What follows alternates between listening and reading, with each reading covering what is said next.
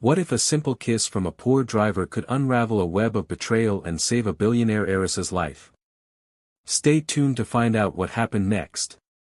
Once upon a time in a bustling city, there lived a young woman named Amelia. She lived in a large mansion with her husband, Chinidu. To outsiders, their life looked perfect. They had money, a beautiful home, and were respected in society. People often refer to them as the power couple. But inside, Amelia felt something was wrong.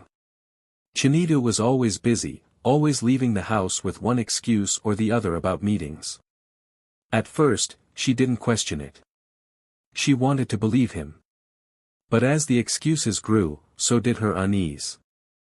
That morning, Chinidu came down in a smart blue suit. He kissed Amelia on the forehead like a loving husband. "Good morning, baby," he said, smiling. "Good morning," she replied, watching him. "You're leaving early again?" "Yes, I have meetings today." "Don't stress yourself. I'll handle it all," he said quickly, brushing off her concern. Amelia smiled faintly and nodded, but deep down her doubts grew stronger. At the sound of a car horn, she knew Dennis, their driver, was outside already. Dennis had worked for Amelia's family for years. He wasn't just a driver. He was loyal. That loyalty began when Amelia's late father, Mr. Henry, saved Dennis's family during their darkest moment. When Dennis was a teenager, his mother had fallen terribly sick. They needed surgery, but Dennis had no money. By chance, he met Mr. Henry at his office that same day when he applied for the driver position. Mr. Henry didn't just listen.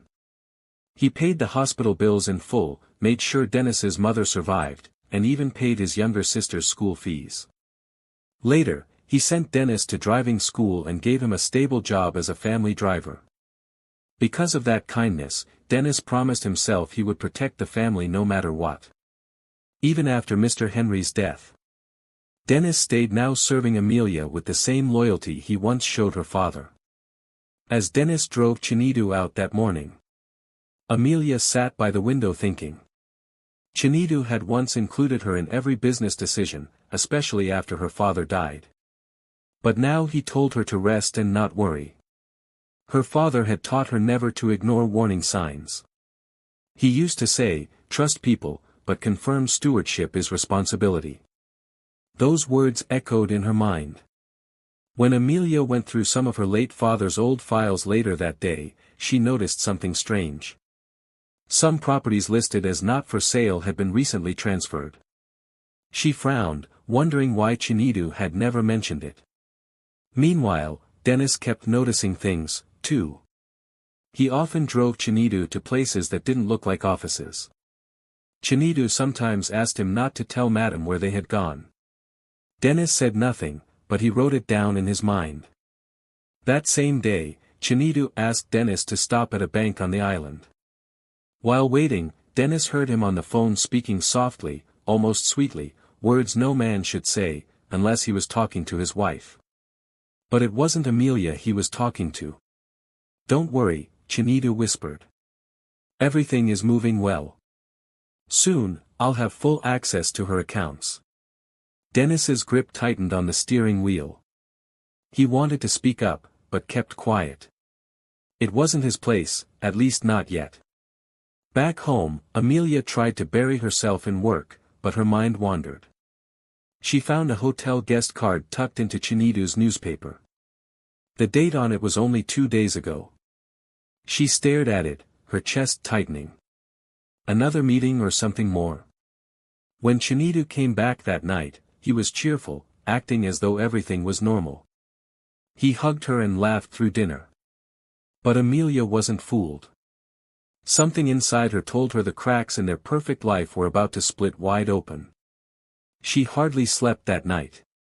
She kept turning in bed, replaying the day in her mind. Her father's ledger, the hotel card, Chinidu's sweet but slippery words. She wanted to push the doubts away, but they clung to her. Morning came with another rush. Chinidu left early again, briefcase in hand, voice filled with his usual charm. "Don't wait up for me, baby," he said, kissing her cheek before stepping into the car.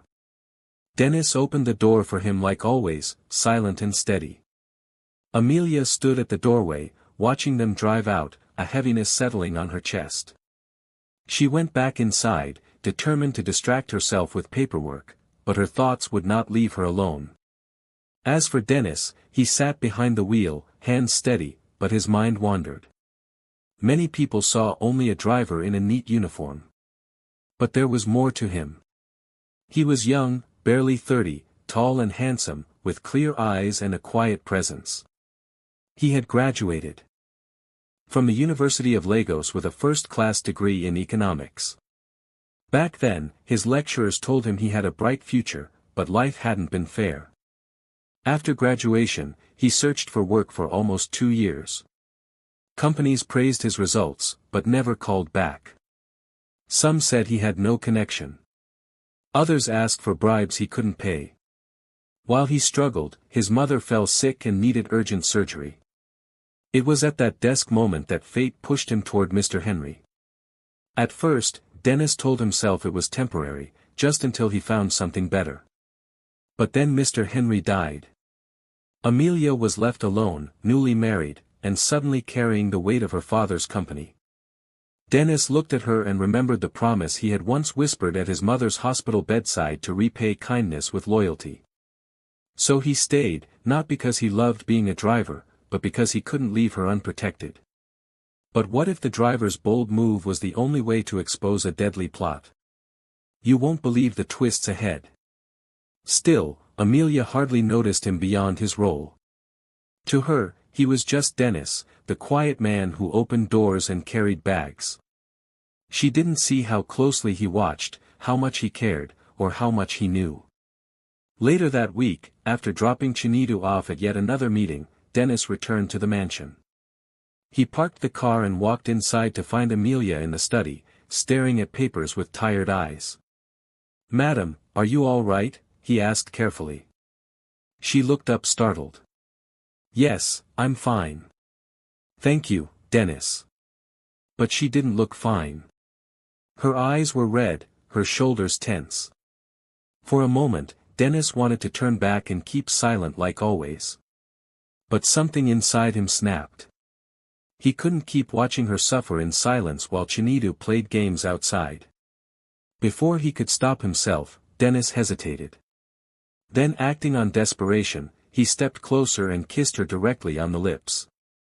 Amelia froze, eyes wide with shock. For a heartbeat, she didn't move. Then she shoved him back, trembling with fury.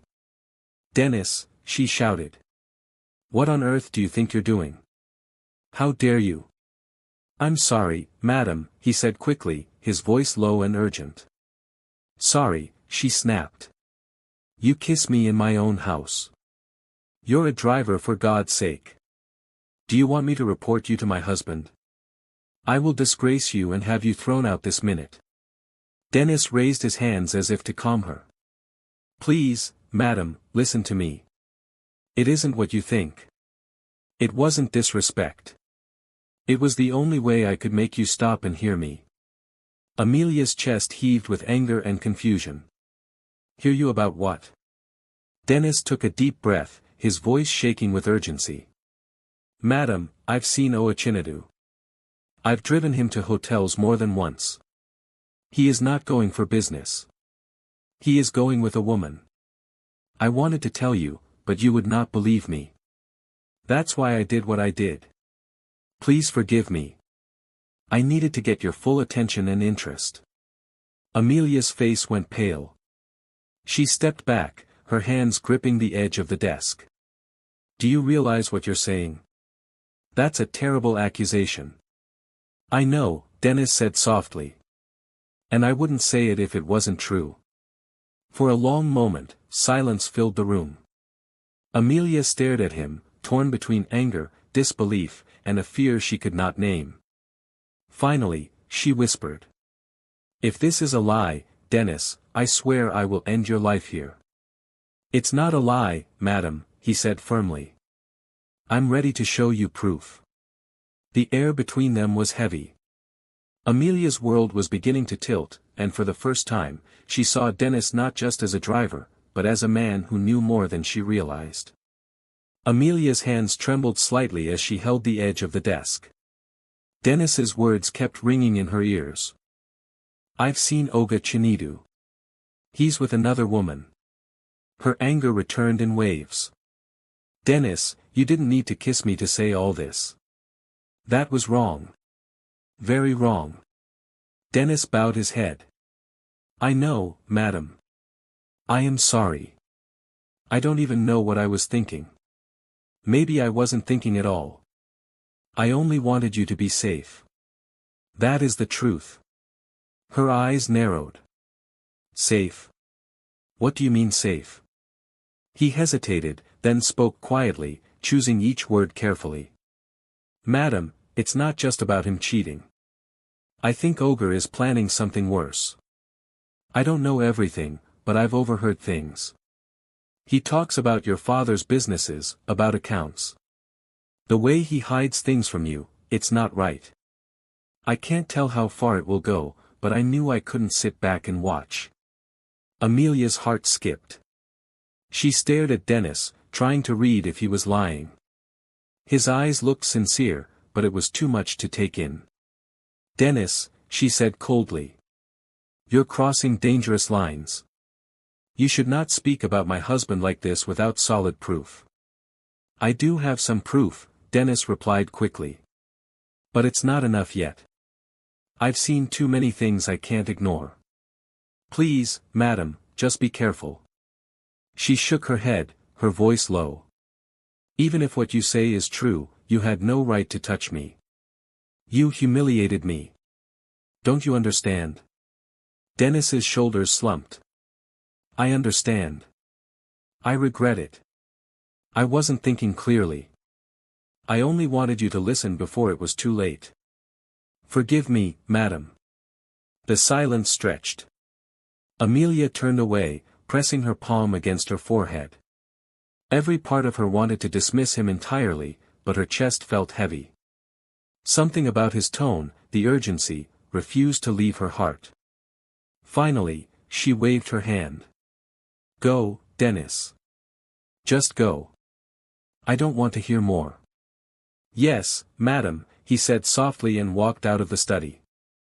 When the door closed, Amelia sank into the chair. Her heart was pounding. She told herself Dennis had crossed the line, that he had no business in her private life. Yet, the image of the hotel card in her bag and the strange way Chinidu had been avoiding board meetings made her chest tighten. Could Dennis be telling the truth?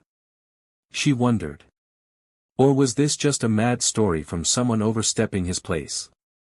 She buried her face in her hands. Nothing felt steady anymore. The sound of the gates opening echoed through the compound. Amelia quickly composed herself, fixing her face into calmness. Chinidu walked in, smiling, his cologne filling the room before his voice did. "Baby," he said warmly, dropping his briefcase and pulling her into an embrace. "I missed you today." Amelia stiffened slightly, but he didn't notice. "How was your day?" he asked, kissing her cheek. "Fine," she said quietly. He smiled, his eyes soft, his tone sweet. "You worry too much, my love. You should have joined me at the new suppliers meeting. But don't worry, I handled everything. You can relax." He held her hand as if he had nothing to hide. His charm was smooth, his laughter easy, but Amelia's mind was far from calm. Behind her forced smile, Dennis's warning replayed in her head. It's not just cheating, he's planning something worse. And though she dismissed Dennis earlier, Amelia felt a seed of fear taking root in her heart. The next morning, the dining table was neatly set with toast, fried eggs, and a steaming pot of tea. Amelia sat quietly, her spoon tracing circles around her cup. Chinidu came down dressed sharply in a gray suit. He kissed her cheek and sat opposite her, smiling as if the world belonged to him. "Baby," he began in a light tone. "I've been thinking. You've been looking tired lately. All these meetings, reports, numbers, they're too much for you. I don't want you stressing yourself. Amelia looked up slowly. Chinidu, I'm fine. I should be part of the meetings. You know that's how Daddy raised me. He chuckled, shaking his head. No, Amelia, times have changed. Let me handle things. You should focus on the home. Enjoy life. Trust me, I can take care of everything. Her jaw tightened. She wanted to argue, but she swallowed her words. Later that day, when Chinidu had left for work, Dennis met her in the hallway. He spoke carefully, his eyes serious. Madam, he said, please forgive me for how I acted the other day. But I need to tell you again, Olga Chinidu is selling some of your father's properties. I've seen the documents in his briefcase. Amelia's chest tightened. Are you sure, Dennis? Yes, madam. That's why he doesn't want you at the meetings. He wants to control everything. She pressed her lips together. Then I need proof. Solid proof. That evening, Amelia sat alone in her father's study, flipping through the old black ledger he used to keep. Her father had been a wise man, always a step ahead. On one of the back pages, she noticed a small note in his handwriting. Private accounts and shares in Amelia's name, confidential. Her eyes widened. She remembered now. Years ago, her father had told her about certain investments he kept hidden for her safety. She had almost forgotten. An idea began to form in her mind. If Chinidu is greedy, I can use this to test him. I will bait him. If he reacts, I'll know the truth. The next morning, Amelia sat in the living room with her phone pretending to be speaking to her late father's old accountant. She raised her voice slightly on purpose. Yes, she said. Those private accounts and shares Daddy left in my name. Yes, I still have the documents. I just need to decide what to do with them. From the corner of her eye, she saw Chinidu freeze at the staircase. He had been coming down with his tie in his hand. But now he stopped completely. His eyes sharpened, hungry, like a man who had just smelled fresh meat. Amelia hung up the call casually, as if nothing had happened. But when she turned to him, his face carried a bright smile. My love, he said warmly, stepping closer. Private accounts, shares. You've never mentioned those to me before. Amelia's heart pounded, but she forced a calm smile. Oh, I must have forgotten. Chinidu's smile grew wider, but in his eyes, Amelia saw the glint of greed she had been waiting for. Later that afternoon, Amelia lay in the living room pretending to sleep. The sun made a bright square on the floor. Her heart beat a little faster than usual, but she kept still. She wanted to catch Chinidu off guard to hear what he would say after he learned about the private accounts. Her chance came sooner than she expected. Chinidu walked in smiling, speaking into his phone, his voice low and full of ease. He thought no one was listening. When he saw her sleeping on the sofa, he stepped out to the balcony just to be safe. He was sure she couldn't hear him now. But he was wrong. Yes, it's true, he said. She told me today 5 million in that account and more shares, hidden shares. You know what that means? Amelia froze.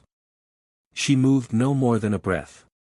Her mind tried to catch up with her ears. We take everything. Chinidu went on, his voice soft but sharp. We start the transfer. We drain the account slowly so it won't raise an alarm. Then we move the shares to the shell company. By the time she notices, we'll be gone. He laughed quietly. Amelia felt the laugh like a punch in the chest. From the phone, a voice answered, warm, greedy Belinda. Amelia could not hear Belinda clearly. The walls muffled the other side, but Chinidu's side said enough. Belinda, trust me on this. You know I love you. Don't worry. I'll get it done this week. The bank officer knows me. There was a low pause. Then Chinidu's tone dropped further. And if she causes trouble, Amelia's skin prickled. He laughed again. Mina this time. If she causes trouble, we make it look like an accident. You know what they believe. Heart attack, a slip in the pool. Believe me, once she's gone, the lawyer signs the papers easily. Everything goes to me, and we live our dream life. Amelia's hand tightened on the file until the paper creased. The word accident floated in her head like a dark black bird.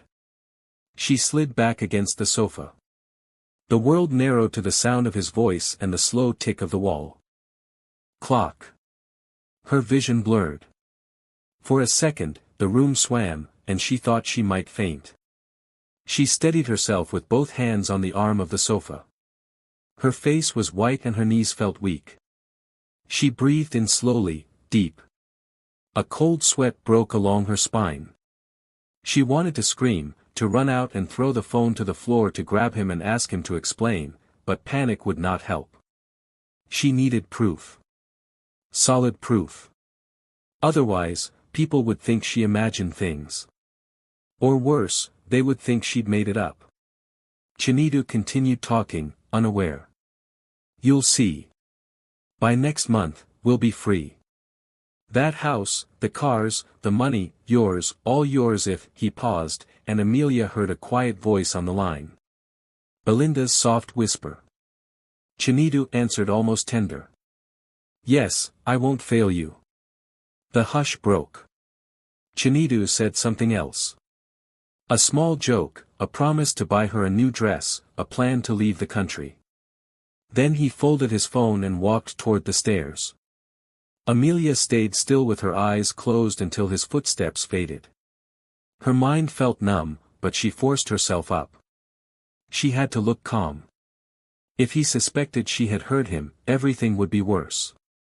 His audacity still shocked her. He must think I am the biggest fool on planet Earth, she thought to herself.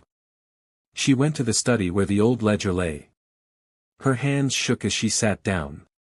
The page with her father's notes stared at her. Private accounts and shares in Amelia's name. Confidential. She touched the ink like a map to the truth. Proof, she whispered to the empty room. I need proof. For a moment, she thought of calling the police. But then the cold thought came back. Without proof, the police might laugh. They could arrest Dennis or accuse him of lying. Chinedu had friends in banks and courts. He could make the story vanish. No, she had to beat him at his own game. A plan began to form, slow and careful. She would pretend she did not hear. She would act normal in front of Chinedu. She would let him think he had one.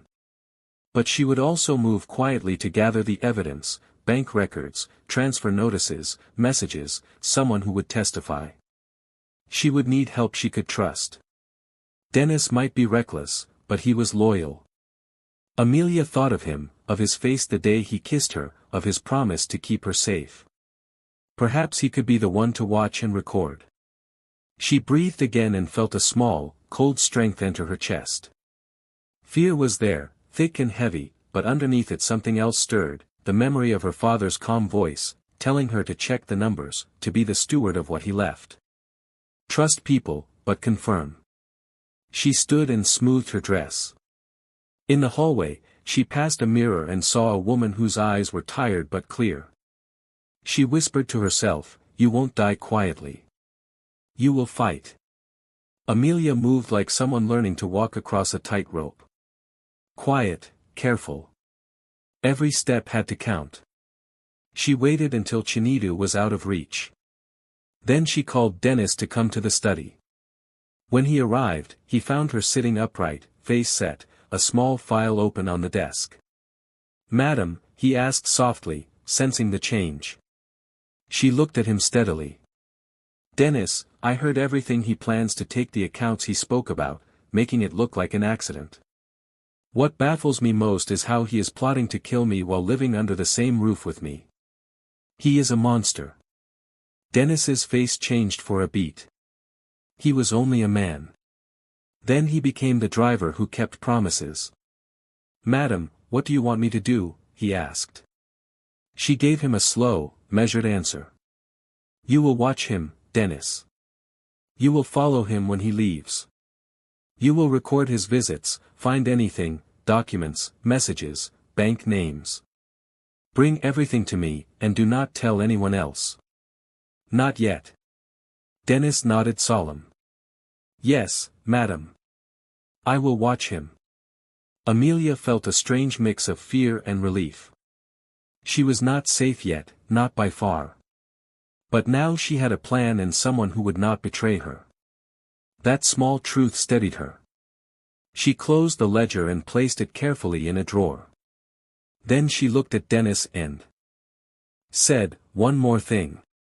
Keep your eyes open. If he moves too fast or if he becomes suspicious, tell me immediately." Dennis swallowed and nodded. "I will, madam." Outside, the wind pushed at the palm leaves. Inside, a woman whose life had been calm until only days ago, now prepared for a battle she had not asked for. She would play the game they wanted to play, but she would play it on her own terms. She would not be made into an accident. Amelia sat in the study long after Dennis left. The words she had overheard from Chinidu's call kept circling her mind like vultures.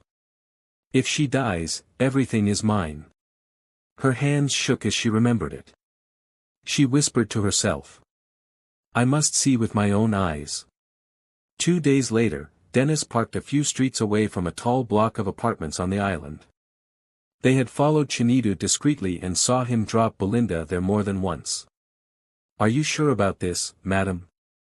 Dennis asked quietly as they sat in the car. Amelia straightened her scarf. "Yes, I need to see it with my own eyes." They waited until Belinda stepped out stylish in a red dress carrying a small handbag. She locked the door and walked off with quick steps, heels clicking against the pavement. "Now," Amelia whispered. Dennis nodded. They crossed the street, his tall figure shielding her slightly. He used a thin piece of wire to open the lock. Quick, practiced, silent. Within minutes, the door clicked open. Amelia's heart hammered as they slipped inside. The apartment was modern and neat. The sweet scent of perfume lingered in the air. On the dresser, Amelia's eyes fell on something that made her legs weaken. A gold necklace. Her fingers trembled as she picked it up. This is the exact necklace Chinidu gave me for our wedding anniversary." Beside it lay a wristwatch. Her breath caught. "And this is the watch he gave me on my birthday." Dennis stepped closer. "Madam." Her chest tightened as her eyes swept the room. She found handbags, shoes, and even duplicate bracelets.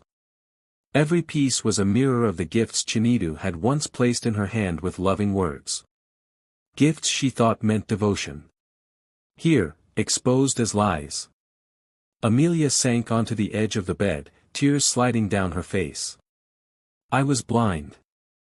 All along I was blind." Her voice shook as she began to speak, not to Dennis, but to herself. "I met Chinidu at a dinner my father hosted. He was charming, bold, the kind of man who made you feel seen. We didn't date long before he proposed. Daddy liked him and I thought I was lucky. Even when he started acting distant after the wedding, I told myself it was stress. I never thought it could be this." She covered her face with her hands. "I gave him everything. My trust, my heart, and he was planning my death." Dennis crouched beside her, his voice steady but gentle. "Madam, don't blame yourself. Sometimes love covers the cracks. Those outside see the truth more clearly. That is why your father placed me here. He knew loyalty is not just about driving a car. It is about watching when others are blind." Amelia looked at him, her eyes wet but sharp. "You were right, Dennis, and I will never forget it. Since he thinks I am a fool, I will show him what a fool is capable of." They gathered a few pieces, photographs, jewelry, receipts as quiet proof. Then Dennis locked the apartment door behind them. As they walked back to the car, Amelia's face was pale but firm. She had seen enough to crush her illusions. "Dennis," she said softly as she slid into the car. "I will not let him destroy me. If he thinks I am weak, let him keep thinking so. But now I know the truth." Dennis started the engine, his voice steady. "Yes, madam. Now we plan carefully, and when the time comes, the truth will speak for itself." The car hummed softly as Dennis drove them back toward the mansion. The city lights flickered past, blurred by Amelia's tears. She sat silently at first, staring out of the window, but her chest heaved as memories rushed in. "My father trusted him," she whispered suddenly, her voice breaking. "Daddy trusted Chinidu. He believed he was the right man for me, the one who would take care of me when he was gone. Now I see that I failed Daddy. I let him down as a daughter. And as a wife, I have been living with a stranger."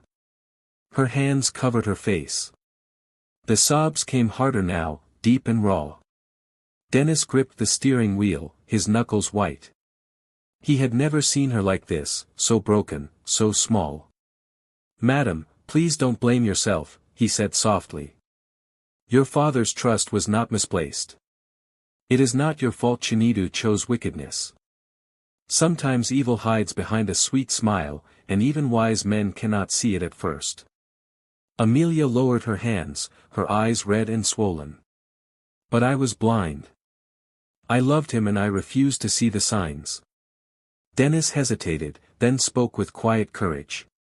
"Love blinds the heart, madam. It's not weakness.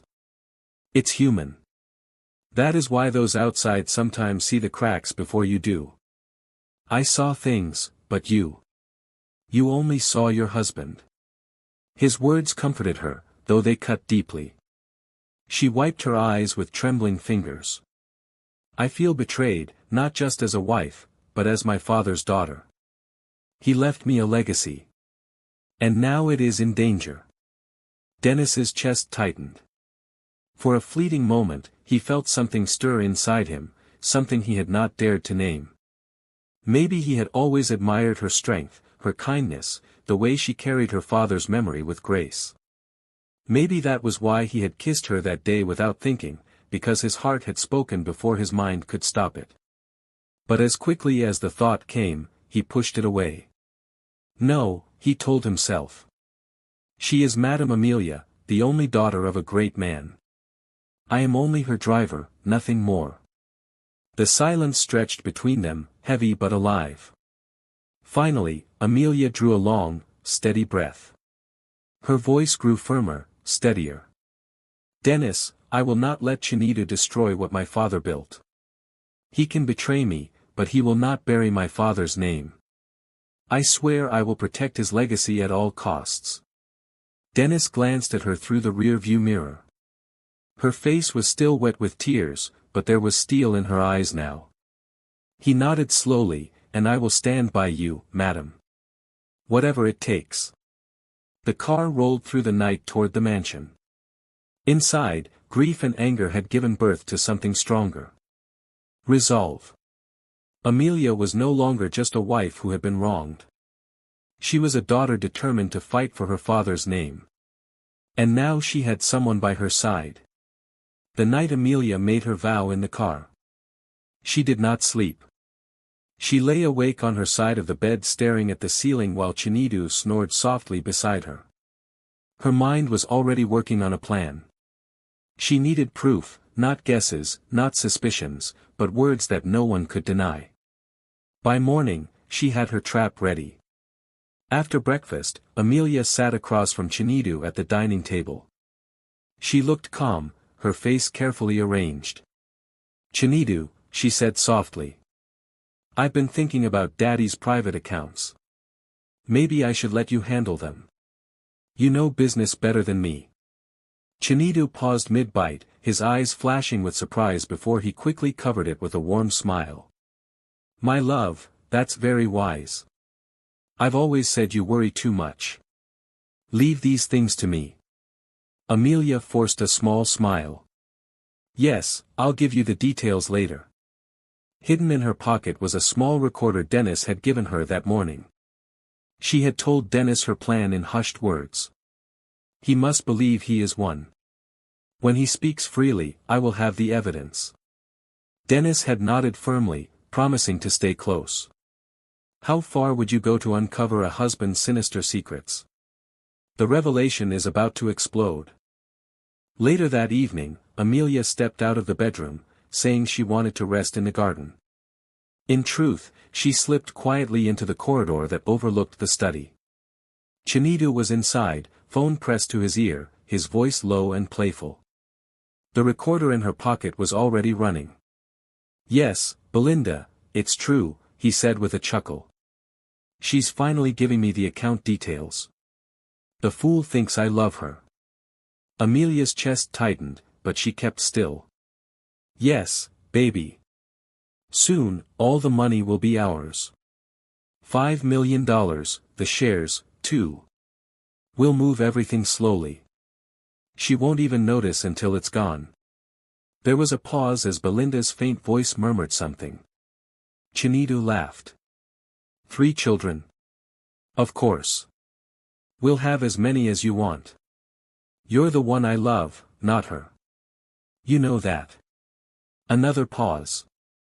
Then Chinito's voice dropped. Sharp but amused.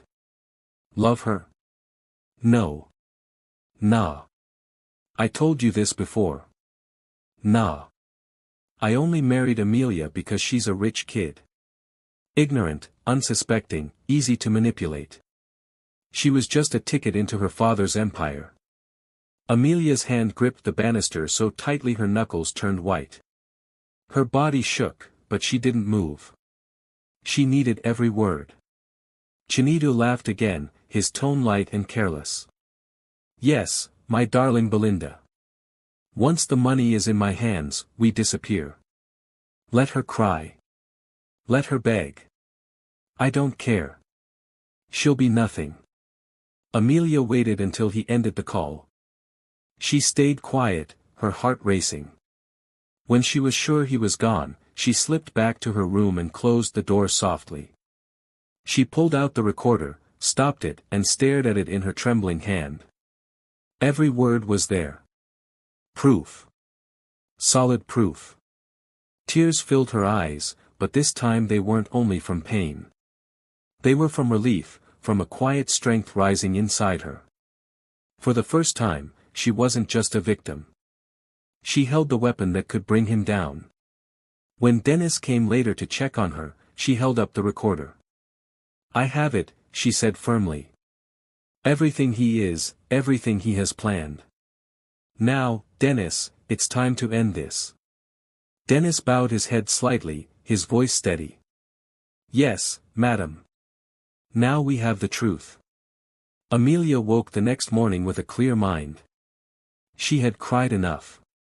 Now it was time to act. The recorder lay on her bedside table. Every word Chinito had said was trapped inside it like poison in a bottle. She clutched it tightly, whispering to herself, today it ends. Dennis was waiting in the hallway. His voice was steady when he said, the officers are ready, madam. Just give the word. She nodded. Let him think everything is normal, then we strike. By afternoon, Chinito sat in his study with papers spread out across the desk. His phone buzzed non-stop as he spoke to his bank contact arranging the transfer. His face glowed with excitement, his hands rubbing together as if he already felt the money in his grip. Once the transfer is done, send the confirmation, he said sharply into the phone. Yes, 5 million shares too. No delays. At that moment, Amelia stepped into the room. She held herself tall, calm, her eyes steady. My love, Chinito said with a wide smile, hiding the papers quickly. You came at the right time. I was just finishing some work for us. Amelia's lips curved into a faint smile. Really? Work for us? Yes, of course, he said, rising to kiss her hand. Everything I do is for you, Amelia. She stepped back, her hand slipping away. Save it. He frowned. What do you mean? Amelia pulled out the recorder, pressed play, and set it on the desk. Chinidu's own voice filled the room. I only married Amelia because she's a rich kid, ignorant, unsuspecting, easy to manipulate. Once the money is in my hands, we disappear. The color drained from Chinidu's face, his mouth opened, then closed. Amelia's eyes blazed with pain and fury. You see, Chinidu, I don't need your sweet lies anymore. I have the truth, every word. He stammered. Amelia, it's not what you think. I was only pretending for. Save it for the judge. You think I'm a fool. That is why you were so confident saying things in the house. But I thank God because if you had acted otherwise, I wouldn't have known I married the devil. She cut in coldly. Before Chinidu could move, the door burst open. Four uniformed officers stormed into the study. Dennis right behind them. Mr. Chinidu, the lead officer said firmly. You are under arrest for fraud, theft, and intent to murder. What? Chinidu shouted, his face twisting with shock. No, this is a mistake, Amelia. Tell them.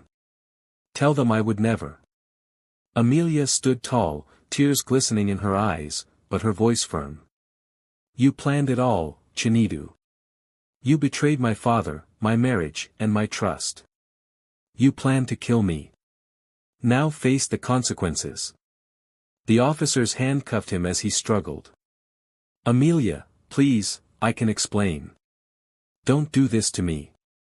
She turned away, her heart heavy but resolute. You did this to yourself. The officers dragged him out as he kept shouting her name, his voice fading down the hallway. The house fell quiet again. Amelia stood in the study, staring at the empty chair where Chinidu had been. Dennis stepped forward, his expression calm but protective. It's over now, madam, he said softly. Amelia let out a shaky breath. No, Dennis, this is just the beginning. My father's legacy will not be buried by a liar and a thief. I will rebuild what he tried to destroy. Dennis bowed his head respectfully, and I will stand with you. For the first time in weeks, Amelia felt a weight lift from her shoulders. She was wounded, yes, but no longer powerless. She had survived betrayal. She had chosen to fight back, and with proof in her hands and loyalty by her side, she knew she would never be deceived so easily again. The weeks that followed felt like a storm passing. Court hearings filled the newspapers. Chinidu's smiling face was no longer on glossy magazine covers, but on the evening news, shown in handcuffs. The evidence Amelia presented, the recordings, the documents Dennis had helped her gather was too strong to deny. The judge's voice was firm as the gavel came down. Chinidu, you are hereby sentenced for fraud, theft, and conspiracy to commit murder. Amelia sat quietly in the courtroom, her hands folded in her lap. She did not smile. She did not cry. She only breathed a long, steady sigh of relief. The man who once promised her love now faced the punishment his actions deserved. Soon after, the divorce papers were finalized. Amelia's name was cleared, her account secured, her properties restored. She walked out of the courthouse one afternoon with Dennis by her side. The air felt lighter, as if the weight pressing on her chest for years had finally lifted.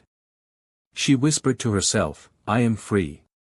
Dennis glanced at her from a respectful distance. He didn't speak, but in his eyes there was quiet pride. Back at the company, Amelia called a small meeting with her board. She stood tall in her father's old office, the place that once felt too big for her. Now she carried herself with calm authority. There will be changes, she said firmly. From this day, transparency will be our rule. Loyalty will be honored. She turned to Dennis, who stood awkwardly near the door in his driver's uniform. Dennis, she said softly, you have stood by me when no one else did. You saw the truth before I could, and you risked everything to protect me. From today, you are no longer just my driver. You will serve as my personal aide here in the company. Dennis blinked in surprise. Madam, me? But he paused, searching for words. I am not worthy. Amelia gave a faint knowing smile. You are more than worthy. My father trusted you and I trust you. That is enough. Applause filled the room as Dennis bowed his head, humbled. Days turned into weeks, and slowly Amelia began to heal. The nights were still lonely and the memories still stung. But she refused to be defined by betrayal. Instead, she threw herself into work. She met with old partners her father had trusted. She revived projects that had been abandoned. She protected the shares and accounts as if they were her own children. Every time she signed a document or made a decision, she whispered silently to her late father, I will not fail you. She was no longer just the betrayed wife of Chinedu. She was Amelia Henry, daughter of a man who built an empire, and she was now strong enough to defend it. That night, as she stood by the balcony of her mansion, the wind brushing against her face, Dennis came to inform her about the next day's schedule. She turned to him with calm eyes. Dennis, she said, we have been through fire and storm, but from now on we walk forward. Together.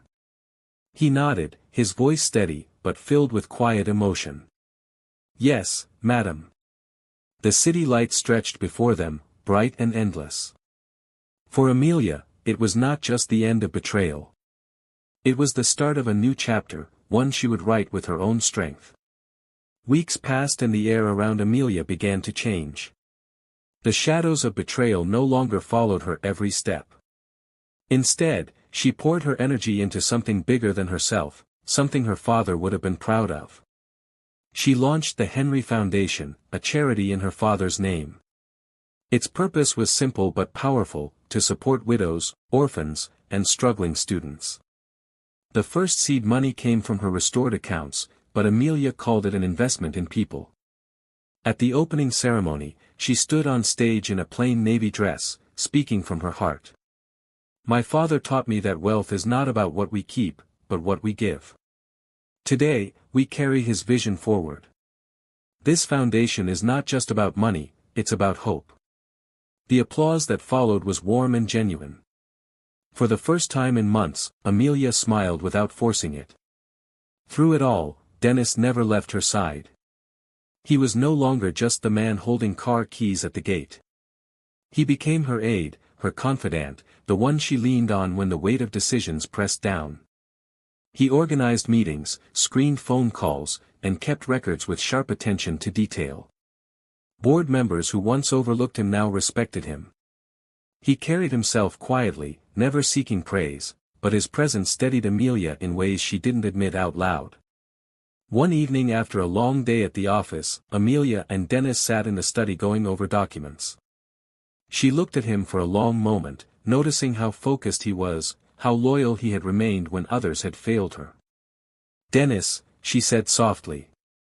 He looked up immediately. Yes, madam. She shook her head gently. No, don't call me madam anymore. Call me Amelia. He blinked, surprised. Amelia? Yes, she said with a small smile. That's my name, and I want you to use it. Something warm stirred between them.